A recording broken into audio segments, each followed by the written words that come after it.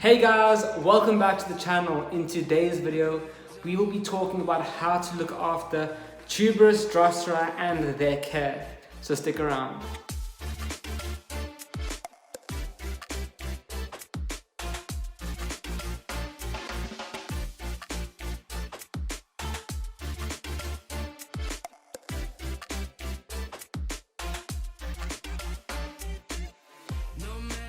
Okay, so you may be wondering why I'm holding this pot, obviously with the cloth underneath it, and the reason for that is simply because these guys need to sit in water, and obviously that means that when you take it out the water's going to drip everywhere. So yeah, I'm just holding this cloth underneath so it doesn't obviously make a mess all over the floor. Anyway, let's talk a little bit more about Tuberous Drosera.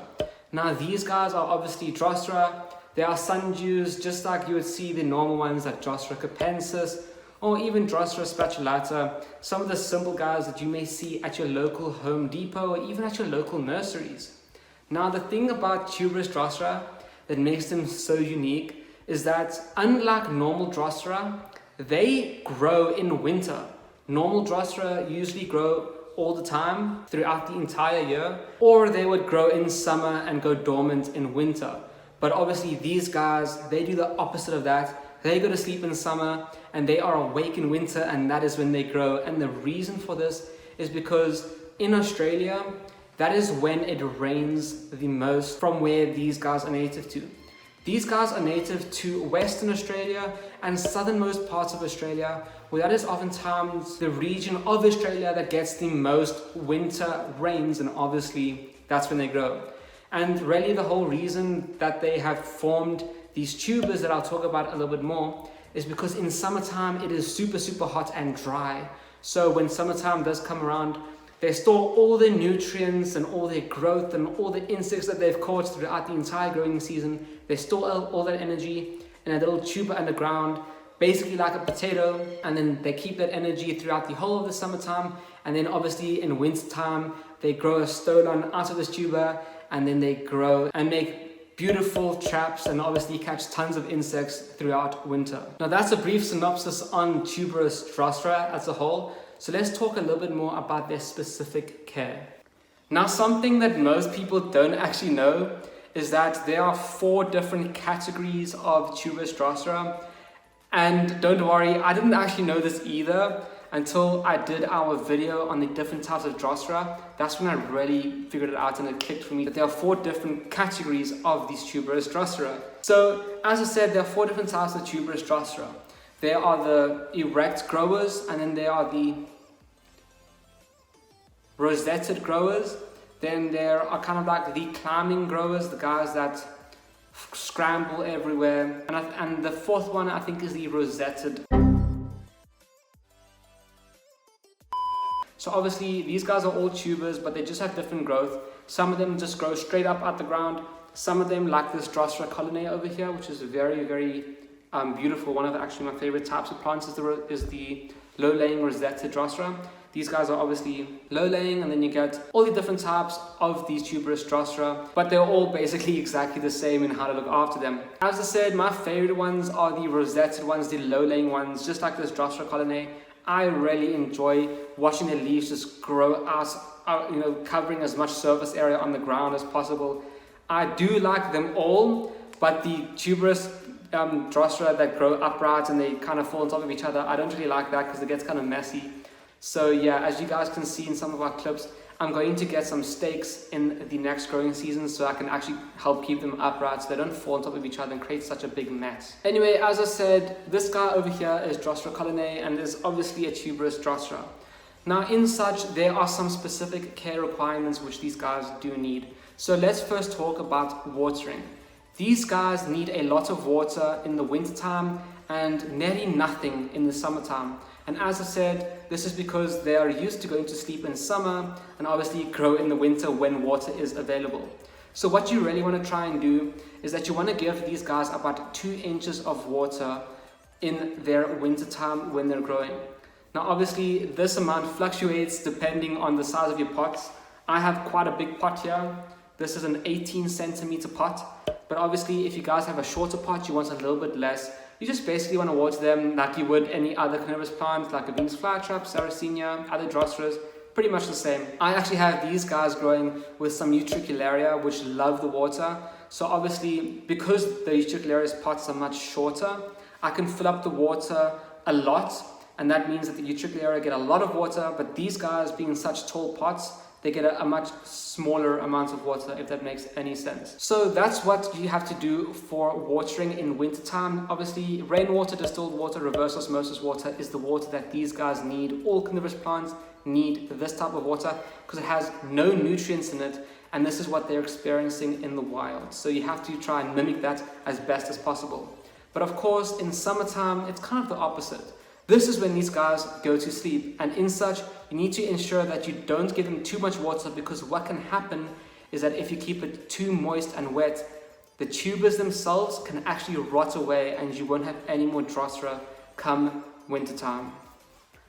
So what I would suggest to you guys to do with your plants in the summertime is to keep them somewhere out of the direct sun, and obviously give them much less water.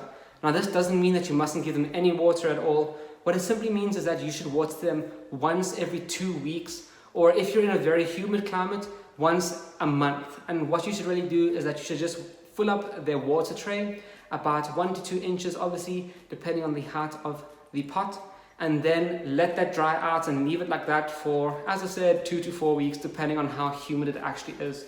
Now the reason why you don't want these guys in the sun when they are dormant is because the very hot sun rays will hit the pot, warm up the pot, and actually in turn cause the tubers themselves to dry out.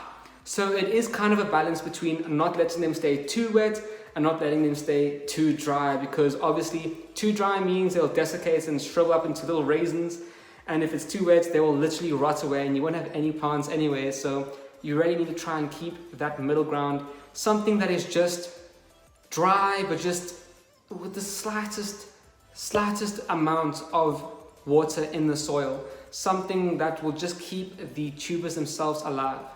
Now what many people also do is that come the summertime and the springtime, they actually just remove the tubers out of the pots themselves.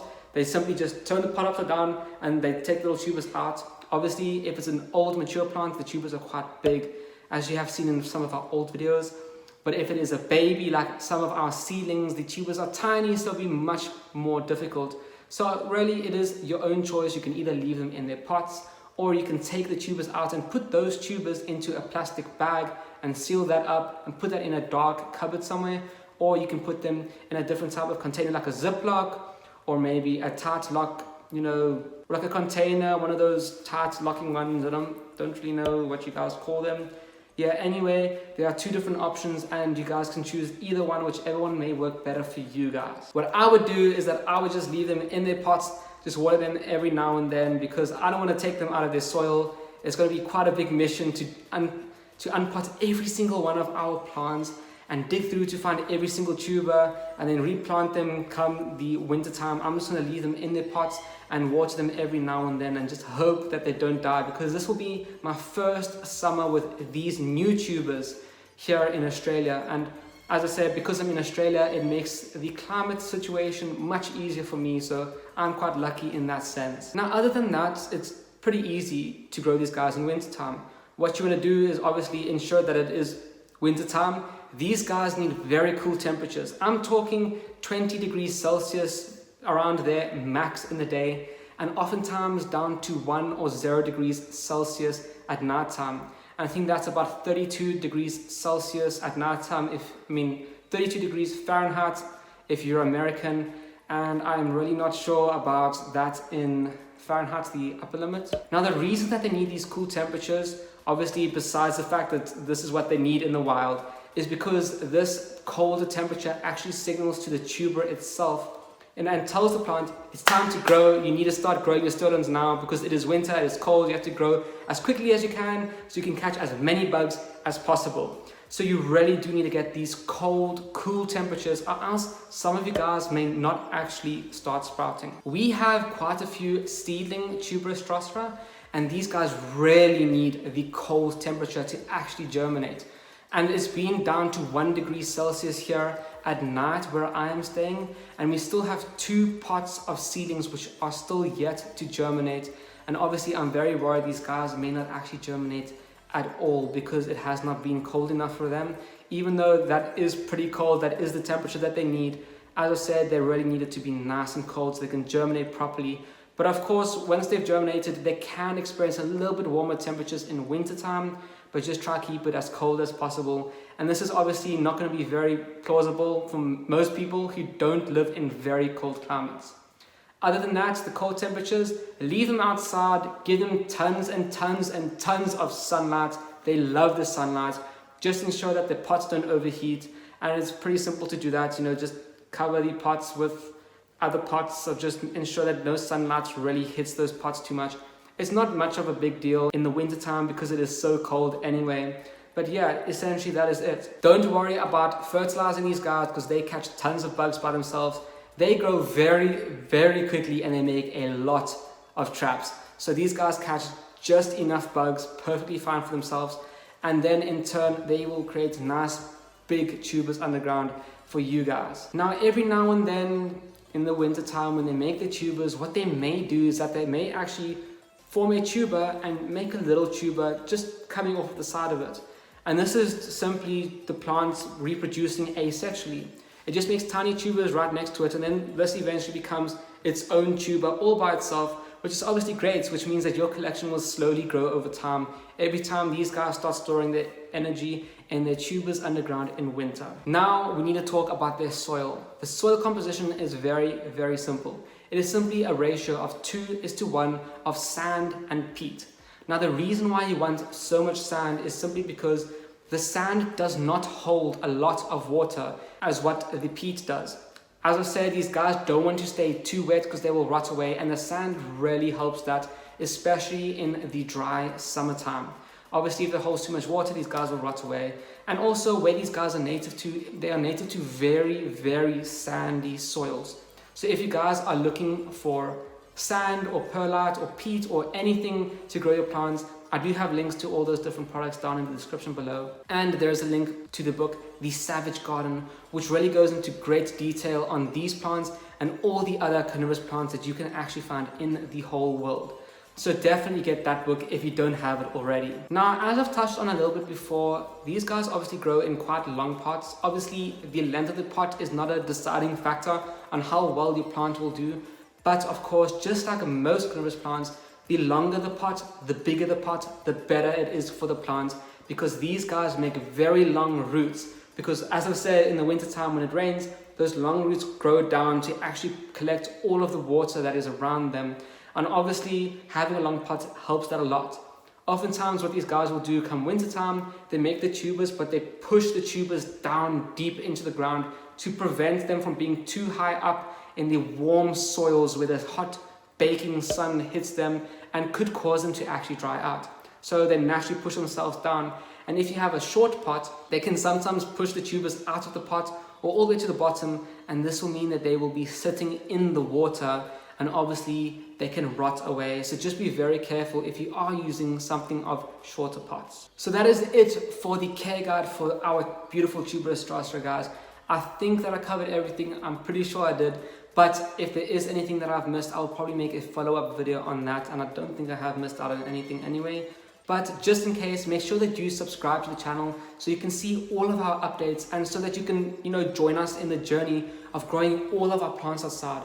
As you saw, we have tons of seedlings, and I cannot wait for these guys to start growing really big so that we can start talking about all of them and doing lots of species spotlights on them and doing time lapses of them eating plants and all of these amazing great things that comes with growing these beautiful plants.